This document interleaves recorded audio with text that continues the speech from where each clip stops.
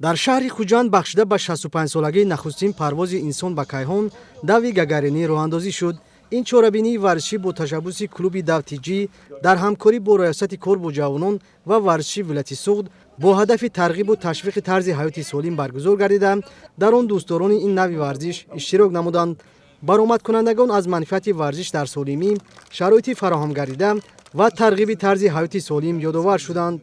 ҳадаф ва мароми дав аз он иборат аст ки бахшида ба 65-солагии аввалин ба кайҳон фатҳ намудани инсон, яъне Юрий Гагарин имрӯз гузаронда истодаем. 56-умин даве ҳаст ки 56 сол боз дар Федератсияи Россия шуда мегузарад ва аввалин бор имрӯз шаҳри Хуҷанд ба ҳамин дав ҳамроҳ мешавад.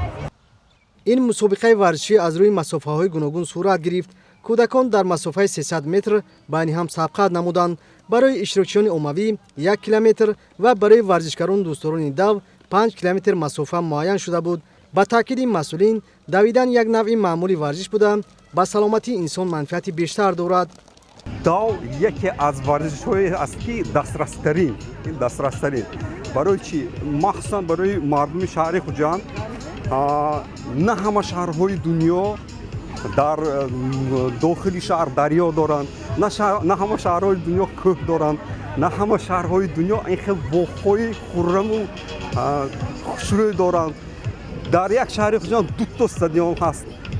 барои ҳамин ман аз мардум илтимос мекунам, аз мардум хоҳиш мекунам ки барои аз ин неъматҳое ки мо дорем, мо самаранок бояд истифода барем. саҳар боғи камоли Хуҷанде биёед, боду ҳавои гуворо беҳтарин ҷое ҳаст ки одам ба роҳгардӣ машғул шавад, ба дав машғул шавад. албатта оғози дав аз роҳгардӣ оғоз меёбад. дар интиҳои чорабинӣ ғолибон муайян ва қадрдонӣ шуданд. дар шаҳри Хуҷанд барои пайваста машғул шудан ба варзиш ва обутоби бадан шароити зарурӣ фароҳам буда, баргузории чунин чорабиниҳо барои ҷалби сокинон ба варзиш мусоидат мекунад.